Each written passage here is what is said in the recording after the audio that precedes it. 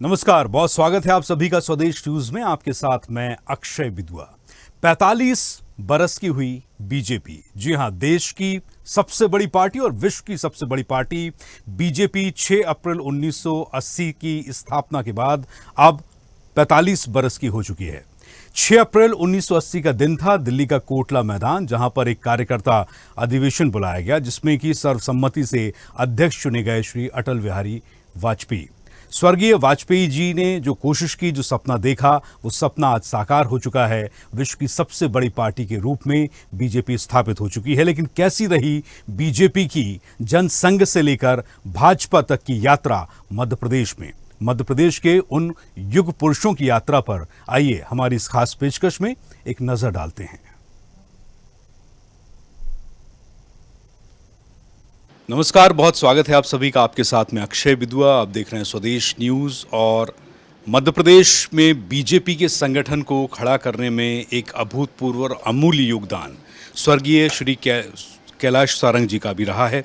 और इस समय हम डॉक्टर मोहन यादव के कैबिनेट मंत्री श्री विश्वास सारंग जी के साथ उपस्थित हैं। विश्वास जी का अपने पिता के साथ में उस समय बचपन कैसा बीता जब वो मध्य प्रदेश में बीजेपी के संगठन को खड़ा करने में जी तोड़ मेहनत कर रहे थे, कोशिश कर रहे थे।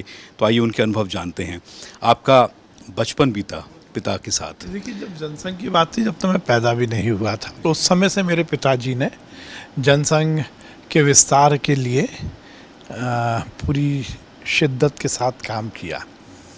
जो मैं सुनता आया हूँ, जब मेरी माताजी शादी होके आई, उससे पहले से पिताजी जनसंघ के नेता थे प्रदेश के, और प्रदेश में उसके विस्तार के लिए, संगठन को आगे बढ़ाने के लिए कुशाभाऊ ठाकरे जी और कैलाश सारंग जी, ये दो नाम, और प्यारेलाल खंडेलवाल जी, ऐसा 3 नामों का ही जिक्र होता था। और उन्होंने संगठन का विस्तार किया। जब पिताजी माताजी को शादी करा के लेके आए, तो उसके बाद ये विचार हुआ कि संगठन के विस्तार के लिए कार्यालय व्यवस्थित होने के लिए पिताजी कार्यालय में ही रहे। तो एक पोर्शन में हमारा घर होता था, जिसमें हमारे माताजी पिताजी रहते थे, और एक पोर्शन में जनसंघ का कार्यालय था। उस समय से काम शुरू हुआ। कोई प्रदर्शन होता था तो प्रदर्शन भी पिताजी करते थे, उसकी न्यूज़ खुद बनाते थे, खुद न्यूज़ टाइप करते थे, और खुद ही फिर न्यूज़पेपर में लगाने जाते थे। वो समय देखा? वो समय मैं नहीं था, पिताजी थे। उस समय भोपाल में तांगे चलते थे। जो यहाँ का जो सरफेस ट्रांसपोर्टेशन था, वो तांगों का था। अब बड़े नेता आते थे, जो पिताजी ने बताया, उस समय पंडित दीनदयाल उपाध्याय साहब आए, तो जनसंघ के पास या पिताजी के पास इतना पैसा नहीं होता था कि दोनों तरफ के तांगे का वो भाड़ा दे पाए। तो पिताजी पैदल स्टेशन जाते थे, और फिर बड़े नेता, चाहे वो पंडित दीनदयाल उपाध्याय साहब जैसे नेता हों, फिर वो तांगे में उनको लेके आते थे। वो दौर देखा, और उसके बाद निश्चित रूप से धीरे धीरे जनसंघ का विस्तार हुआ। जनता पार्टी और फिर भारतीय जनता पार्टी, निश्चित रूप से उन्होंने विचार के लिए काम किया। वो संघ के स्वयंसेवक थे, और उसके बाद पार्टी के विचार के माध्यम से उन्होंने काम किया। पिताजी तो भोपाल के विलीनीकरण आंदोलन में भी सक्रिय भूमिका में थे, और उसके बाद ये सिलसिला चला। ये जो आपने बताया कि 3 नाम आपने प्रमुख रूप से बताया कि कुशाभाऊ ठाकरे के साथ काम किया, प्यारेलाल खंडेलवाल जी भी थे, पिताजी भी थे। आपको बचपन से वो राजनीतिक माहौल घर में देखने को मिला है? देखिए, ये ऐसा सेटअप था, ये 3 संगठन के नाम थे और 2 पब्लिक के नाम थे, सुंदरलाल पटवा जी और कैलाश जोशी जी। एक प्रकार से ऐसा वर्क डिवीज़न था, जैसे कि संगठन के विस्तार और संगठन की पूरी रचना ठाकरे जी रचते थे। पब्लिक फेस सुंदरलाल पटवा जी और कैलाश जोशी थे, और पूरा मैनेजमेंट वो कैलाश सारंग जी करते थे। इस प्रकार से पूरा डिस्ट्रीब्यूशन था, और इसी लय में ये पार्टी का विस्तार हुआ। और पिताजी बताते हैं कि उस समय जब मध्य प्रदेश में गर्मियों के समय पचमढ़ी राजधानी हुआ करती थी। कुछ समय जब गर्मी होती थी तो पचमढ़ी में पूरा सेक्रेटरीट और मुख्यमंत्री चले जाते थे। तो उस समय भी यदि कोई प्रदर्शन होता था, कोई डेलीगेशन ले जाना होता था, तो वो पचमढ़ी जाता था। यदि स्वास्थ्य की व्यवस्थाएं थी तो केवल एक गांधी मेडिकल कॉलेज का हमीदिया हॉस्पिटल था। पूरे प्रदेश के लोग आते थे और उनका इलाज कराना होता था तो वो हमीदिया हॉस्पिटल जाते थे। छोटा था परंतु बहुत घनिष्ठता थी, परिवार के रूप में पार्टी काम करती थी।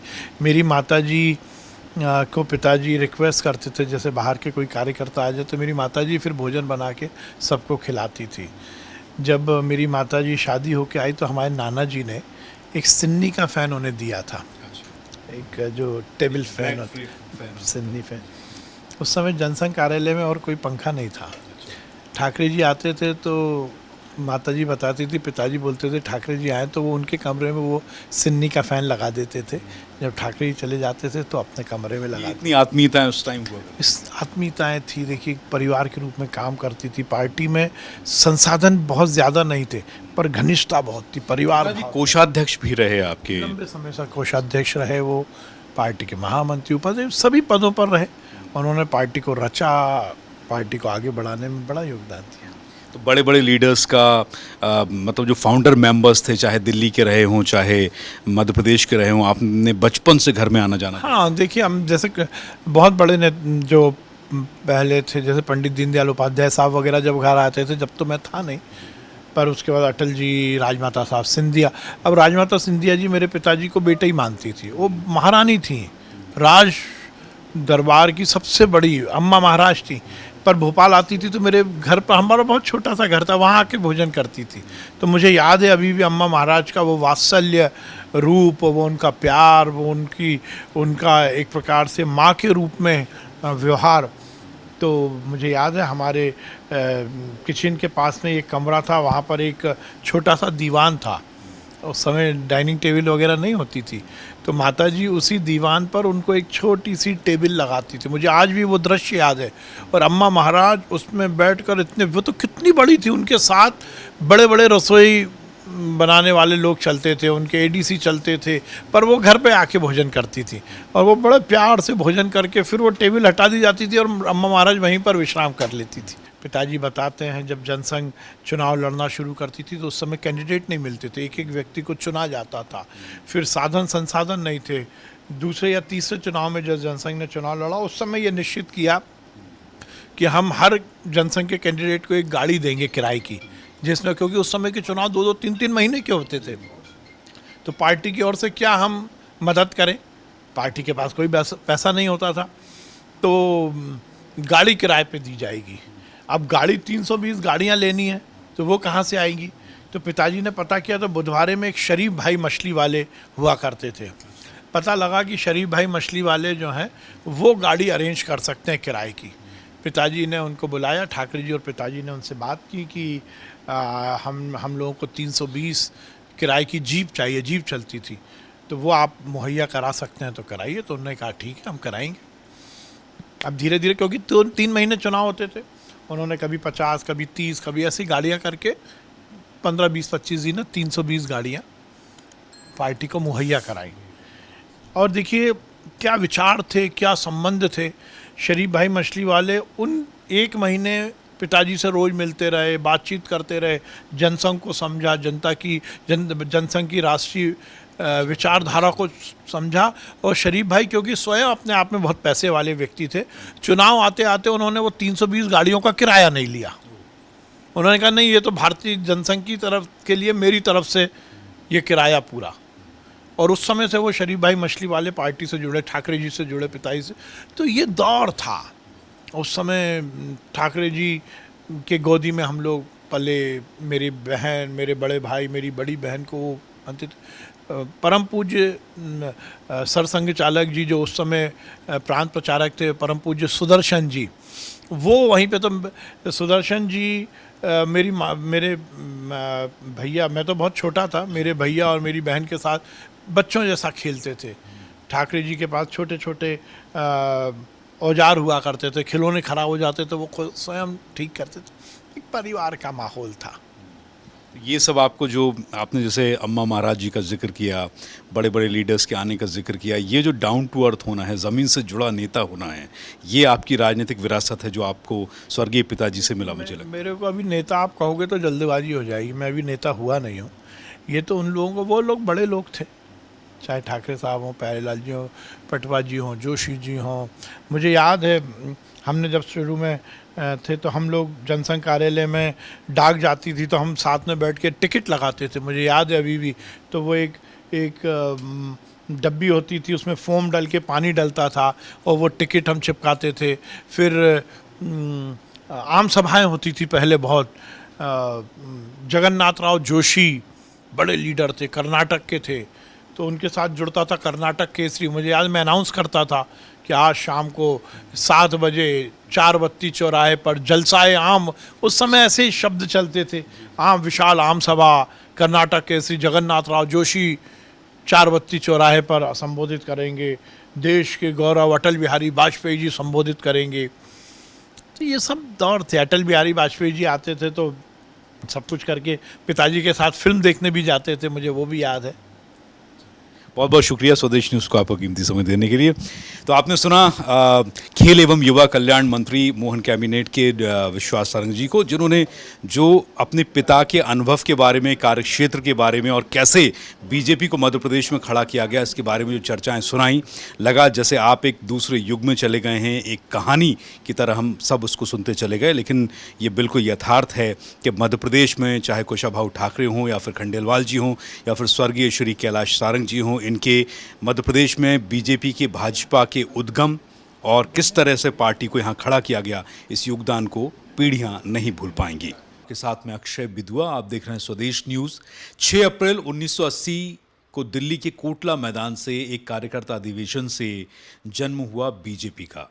6 अप्रैल को बीजेपी का स्थापना दिवस है, पूरे देश में धूमधाम से मनाया जा रहा है। मध्य प्रदेश की राजधानी भोपाल में हम हैं और हमारे साथ हैं मध्य प्रदेश के पूर्व कैबिनेट मंत्री श्री उमाशंकर गुप्ता जी, और आपने बीजेपी को और जनसंघ को बड़े करीब से देखा है। अभी बातों में चर्चा में बताया कि ये 1966 से करीब एक्टिव हैं और 1980 से बीजेपी की जब से नींव पड़ी तो बीजेपी को मध्य प्रदेश में बड़ा होता हुआ देखा। बहुत स्वागत सर आपका स्वदेश न्यूज़ में। तो आपसे जानना मैं ये चाहूँगा कि वो जो जर्नी है, वो जो यात्रा है बीजेपी की जनसंघ से लेकर भाजपा तक की मध्य प्रदेश में, वो आपने कैसी देखी, क्या यादें हैं? देखिए, मध्य प्रदेश का संगठन आज भी भारतीय जनता पार्टी में देश भर में सबसे मजबूत और अच्छा संगठन माना जाता है। उसका कारण ये रहा कि यहाँ कुशाभाऊ जी ठाकरे, नारायण प्रसाद जी गुप्ता, प्यारेलाल जी खंडेलवाल जैसे संगठन मंत्रियों ने गांव-गांव, तहसील-तहसील पहुंचकर कार्यकर्ताओं को खड़ा किया, निर्माण किया। पब्लिक नेता में हमारे वीरेंद्र कुमार सकलेचा रहे, सुंदरलाल जी पटवा, कैलाश जोशी जी, ऐसे अनेक नेताओं का योगदान रहा है। प्रारंभिक दिनों में बड़ा संघर्ष था। भाजपा जनसंघ को बनियों की, ब्राह्मणों की पार्टी कहा जाता था। गांव में बात भी सही थी। गांव में एक छोटा सा बनिया अपना दुकान लगा के बैठा है, लेकिन दीपक छाप झंडा लगाकर ताकत से बैठा रहता था। और उस समय कांग्रेस की सरकारें दमन का कार्रवाई जनसंघ के लोगों के साथ करती थी। उसमें भी क्योंकि जनसंघ एक विचारधारा को लेकर बना, राजनीतिक स्वार्थों के कारण नहीं बना। आज़ादी के बाद देश को जिस दिशा में जाना चाहिए, जब ये लगा कुछ राष्ट्रवादी लोगों को, राष्ट्रीय स्वयंसेवक संघ को, कि दिशा बदल गई है, हजारों लाखों लोगों ने जो देश की आज़ादी के लिए कुर्बानी दी है वो कहीं व्यर्थ ना चली जाए, और इसलिए कोई राष्ट्रवादी सोच का संगठन खड़ा होना चाहिए। उसमें से जनसंघ बना। तो उस सोच के कारण अनेक लाखों कार्यकर्ता, हजारों कार्यकर्ता अपने किसी भी दमन और इसको सहते हुए भी पार्टी के लिए काम करते रहे। मध्य प्रदेश के शुरुआती दिन कैसे थे? मतलब वो जब आप याद करते होंगे जब पार्टी खड़ी हुई मध्य प्रदेश में, जब पिताजी भी पार्टी के कार्यकर्ता थे, मेरे चाचा तो संगठन मंत्री थे प्रारंभ से, इसलिए परिवार में इन सब घटनाक्रमों को बड़े बारीकी से, निकटता से समझते ना समझते हुए भी मैंने देखा है। और उस समय मैंने देखा है कि जनसंघ के कार्यकर्ताओं को साइकिल पे झंडा लगा के गांव-गांव घूमकर रोटी अपनी ले जा रहे हैं, पानी अपना ले जा रहे हैं, कई बार गांव में पानी तक मतलब ये जुनून था पहले का, जुनून था, राजनीति ऐसी जाते थे और अपनी तब बात। पावर पॉलिटिक्स नहीं थी। पावर पॉलिटिक्स नहीं थी, पावर पॉलिटिक्स कांग्रेस के पास थी, वो मसल्स पावर के कारण रोकना चाहते थे, लेकिन राष्ट्रवादी विचार तो उससे ओतप्रोत जो कार्यकर्ता होता है वो उससे रुका नहीं, वहाँ से शुरुआत हुई। कुछ कमी लगती है आपको तब से अब तक बीजेपी या भविष्य के नेताओं में, मैं कहूँ कि नेताओं में विचारधारा और व्यक्तित्व का या व्यक्ति विशेष का जो एक जो सामंजस्य होना चाहिए, कोई आप वरिष्ठ होने के नाते कोई सीख देना चाहेंगे अपने अनुभवों से? मुझे लगता है काम का फैलाव जब होता है, भीड़ आती है और वो सभी भीड़ का पूरे विचारों को समझकर या पूरे आपके उसको तो समझकर नहीं आती, उसमें धीरे धीरे उसको प्रशिक्षित करके विचारों से ओतप्रोत करना ये कार्यक्रम पार्टी करती रहती है। लेकिन जब पार्टी बड़ी इतनी हो गई है तब उसमें कई बार वो कल्पना तो नहीं की जा सकती कि उस समय पारिवारिक संबंध, आत्मीय संबंध, स्नेह के संबंध होते हैं, क्योंकि काम जब बढ़ जाता है तो ये व्यापार भी अगर बढ़ जाए तो इतनी देख रेख माइन्यूटली नहीं होती है, ये कमी थोड़ी सी है। पहले भी पीढ़ी परिवर्तन हुए लेकिन कहीं कोई उपेक्षा नहीं होती थी, नई पीढ़ी को आगे बढ़ाया जाता था। तो इस समय थोड़ा सा ये जो भाव आ रहा है वो मुझे लगता है उसको कहीं ना कहीं हैंडल विथ केयर ये करने की ज़रूरत है। बहुत बहुत शुक्रिया सर स्वदेश न्यूज़ को अपना समय देने के लिए।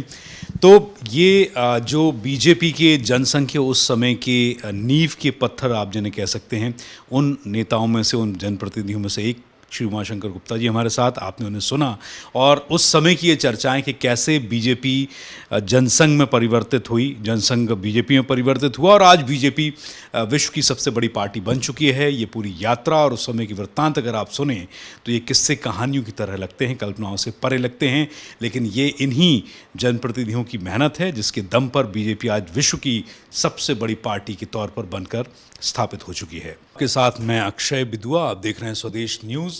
और मध्य प्रदेश में बीजेपी का सफ़र कैसा रहा, जनसंघ से लेकर जनता पार्टी और जनता पार्टी से लेकर फिर भारतीय जनता पार्टी, यात्रा कैसी रही मध्य प्रदेश में उस समय से लेकर अब तक, नींव के पत्थर कौन कौन से जनप्रतिनिधि थे, उनमें से हम एक श्री स्वर्गीय कैलाश जी जोशी के निवास पर इस समय हम हैं और उनके चिरंजीव श्री दीपक जोशी इस वक्त मेरे साथ हैं। और दीपक जी ने अपने पिता को जनसंघ से लेकर भारतीय जनता पार्टी तक काम करते हुए देखा, प्रदेश अध्यक्ष भी रहे श्री स्वर्गीय कैलाश जोशी, और पूरी यात्रा के बारे में विस्तार से सारा वृत्तांत बताएंगे। दीपक जी, आपका अनुभव कैसा रहा? आपने अपने पिता को पार्टी में काम करते हुए देखा है शुरुआत से लेकर, कैसे आपने वो संघर्ष के दिन उनके देखे और जब जनसंघ से लेकर भारतीय जनता पार्टी हुई, सब कुछ कैसा रहा?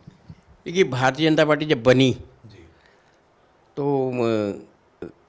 जनता रेजिम जब आ रहा था 77 में, तो एक बार अटल बिहारी वाजपेयी जी आए ना, उसमें साधन ज़्यादा होते नहीं थे, तो अटल जी को मम्मी जी ने कहा कि दूध दे के आ जाओ। मैं अटल जी को दूध देने गया तो अटल जी ने मुझसे पूछा कि आपका नाम क्या है? मैंने कहा दीपक। बोले हमने बुझा दिया, क्योंकि हल्दर किसान चुनाव चिन्ह हो गया था जनता पार्टी का और जनसंघ उसमें मर्ज हो गई थी। तो जब जनता पार्टी से भारतीय जनता पार्टी बनी और भारतीय जनता पार्टी का निशान हो गया कमल, तो मुझे तो थोड़ा सा ऐसा लगा कि मेरा दीपक तो चला गया, अब कमल आ गया। लेकिन चूँकि राजनीतिक परिवार के थे हम लोग और शुरू से ही जनसंघ की पृष्ठभूमि आपको पता है कि एक कठोरतम कार्यकर्ता के रूप में काम करने वाली पार्टी की रही है। और फादर चूँकि 62 से विधायक थे, जब मैं पैदा नहीं हुआ था तब से मैं विधायक का पुत्र था। तो इसी स्थिति में मैं सत्ता भी देखी और विपक्ष भी देखा हमने। लेकिन फादर का जो कार्यक्रम था, एक तो उनके जीवन में नियमितता बहुत थी। वो आपको टाइम अगर दे देंगे इतने बजे आना और इतने बजे आप नहीं आए तो वो फिर अंदर चले जाएंगे, फिर आपसे बात नहीं करेंगे। टाइम की बहुत पंक्चुअलिटी थी। कार्यकर्ताओं के बीच भी वो कोशिश करते थे कि टाइम की प्रतिबद्धता रखें। हाँ, मेरे घर पे जिस घर पे अभी हम बैठे, इस घर पे चूँकि फादर लीडर ऑफ ओपोजिशन थे, मकान मिला हुआ था। सब बीजेपी के जो 85 से लेकर लगभग 95 तक के बहुत बड़े बड़े फैसले इसी घर पे हुए। लेकिन जो आजकल होता ना कि प्रेस में बात धीरे से निकल जाती, किसी की हिम्मत नहीं होती थी कि पार्टी के अंदर की बात बाहर पहुंच जाए। 7-8 लोगों में बात होती थी, 8 लोग तो नहीं बोलते थे, लेकिन वो भी नहीं बोलते थे। तो एक बहुत कड़क डिसिप्लिन उस ज़माने में जनसंघ का जो बीजेपी को मिला था, उसका बहुत कठोरता से पालन होता था। और मैं तो इतना भी कह सकता हूँ कि जब कोई कार्यकर्ता लीग से हटता था तो उसको एकदम नकारता नहीं दिया जाता था, उसको सुधरने का मौका दिया था कि आप ठीक कर लो, आपकी गलती हो रही है, इसको ठीक कर लो। और दूसरा, करप्शन के खिलाफ तो जनसंघ और बीजेपी दोनों रही है, तो उसके लिए जितनी कठोरता से काम हो सकता करने का प्रयत्न करें। और पिताजी शायद राजनीति में अनूठे उदाहरण होंगे कि जिन्होंने कोर्ट में लेके अर्जुन सिंह जी की चौधरी लॉटरी कांड को लेके गए, और पहली बार शायद हिंदुस्तान में मौका है कि किसी मुख्यमंत्री को कोर्ट के फैसले के कारण इस्तीफा देना पड़ा। और कहते तो यहाँ तक है कि शायद अर्जुन सिंह जी उस कोर्ट फैसले से रिजाइन नहीं देते तो नरसिम्हा राव जी की जगह प्रधानमंत्री वो होते, क्योंकि गांधी नेहरू के परिवार बहुत नज़दीक थे। लेकिन उस फैसले के कारण वो हो गया। लेकिन मैं इतना भी कह सकता कि अर्जुन सिंह जी बहुत सहृदय व्यक्ति रहे, कभी ने उसको टीस पे नहीं लिया। लेकिन उस समय की राजनीति इतनी अच्छी और इतने अच्छे माहौल में थी। पिताजी का जहाँ तक मैं कह सकता हूँ कि कठोरता के साथ काम तो करते थे, लेकिन न्याय भी करते थे। संघर्ष किस तरीके का देखा आपने? अभी तो हम देखते हैं कि पावर पॉलिटिक्स है, बहुत सारे लाइमलाइट में रहते हैं, लग्जरी में रहते हैं नेता। उस समय तो देश में उस तरह की परिस्थितियां नहीं थी।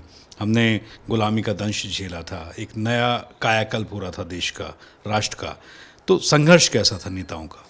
देखिए, मैंने कहा ना, बहुत ही कठोर डिसिप्लिन तो इनकी अपनी लाइफ में था ही। लेकिन जैसा बताया जाता है कि कितनी बार खाना नहीं मिलता था, और खाना नहीं मिलने पर भूखे सो जाना, कार्यकर्ता के घर जो व्यवस्था मिल गई उसे किसी तरीके से कर लेना। मैं इसी घर का बताता हूँ कि एक बार हम रात को 2 बजे कहीं से आए, उन्होंने मुझसे पूछा कि आपने खाना खा लिया? मैंने झूठ बोल दिया कि हाँ मैंने कर लिया। लेकिन बाद में मैंने देखा कि पिताजी अचार की पन्नी से 2 रोटियाँ जो रखी थी, हालांकि यहाँ उस समय उनको सर्वेंट मिला हुआ था, खाना मिल सकता, लेकिन नहीं खाया उन्होंने। 2 रोटियाँ सूखी थी वो खा ली। और यही बीजेपी में रहा है कि बीजेपी में कार्यकर्ता की चिंता कार्यकर्ता तो करते ही था, लेकिन नेतागण भी कहीं ना कहीं इस चिंता को करते थे। मैं इसलिए कह सकता हूँ, मेरा उदाहरण मैं इसलिए दूंगा, पिताजी से क्या लगे बात करें, लेकिन ठाकरे जी जैसा व्यक्ति एक छोटे कार्यकर्ता की चिंता करता था। मैंने खुद एक बार कांग्रेस में जाने का निर्णय लिया। ठाकरे जी को जब पता चला तो उन्होंने मुझसे कहा कि मुझसे बात करी क्या आपने? तो मैंने कहा नहीं करी। लखनऊ से उनका फ़ोन आया। दूसरे दिन में जब उनके सामने गया तो मैं ठाकरे जी को देख के सिर्फ आंसू आ रहे थे। मैं कि इतना बड़ा व्यक्ति मेरे लिए चिंता कर रहा, तो मैं किस चीज़ को छोड़ के जा रहा कि आने वाले कल में जिस बीजेपी की कल्पना को 6 अप्रैल 1980 में हमारे नेताओं ने करने की कोशिश की थी। अटल जी ने ही कहा था कि अंधेरा हटेगा, सूरज निकलेगा और कमल खिलेगा। कमल तो खिल गया, लेकिन उसके पीछे जैसे कहते हैं दिया तले अंधेरा होता, थोड़ा सा जो एक डार्कनेस आ रही है। लेकिन आज देश के प्रति, राष्ट्र के प्रति जो एक प्रारंभिक रूप से रुझान हम मोदी जी के रूप में, प्रधानमंत्री के रूप में देखते, वो आज पूरे देश को प्रफुल्लित कर रहा है। कहीं ना कहीं हम रोज़ अपने प्रधानमंत्री जी की बातें सुनते हैं। एक मजबूत नेतृत्व भारत को जो मिला है, वो वापस में बीजेपी का जो ध्येय था, जिसमें कहा गया था कि हम अंतिम पंक्ति के व्यक्ति को न्याय देंगे, उसको सहयोग प्रदान करेंगे। प्रधानमंत्री आवास योजना जैसी महती योजना, प्रधानमंत्री ग्राम सड़क योजना, जल जीवन जैसी योजनाएं, ऐसी योजनाएं आज प्रधानमंत्री मोदी जी के नेतृत्व में, अटल जी के नेतृत्व में इस देश में आई है। तो आने वाले कल में अंधेरा वाकई में छटेगा और कमल तो खिला ही खिला है। आपने एक वृत्तांत मुझे सुनाया था कुछ प्रवास का, कि कैसे जो पुराने लीडर्स होते थे वो बूथ लेवल तक जाने की कोशिश करते थे, ब्लॉक तक जाने की कोशिश करते थे। ऐसी कुछ किस्से याद हैं आपको कैलाश जी के? फादर चूँकि पहली बार में अध्यक्ष बन गए, तो अध्यक्ष बनने के साथ साथ चूँकि प्रदेश के दूर जिले तक पहुँचना और पूरा मध्य प्रदेश, छत्तीसगढ़ एक था तब।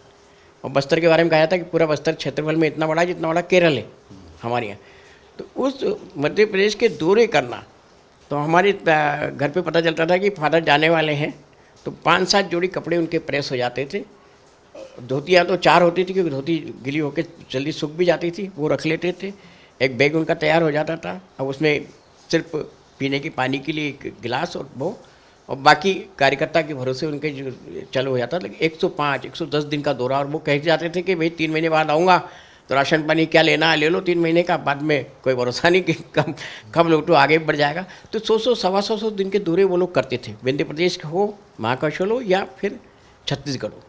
इतने लंबे लंबे दौरे करते थे। बाद में जब नेता प्रतिपक्ष बने तो उनको थोड़ी सुविधा मिली, तो उस सुविधा को पार्टी को अधिक फायदा कैसे पहुँचाना, उसके लिए भी वो अपने कार्यक्रम बहुत से निमित्ता के आधार पर करते थे।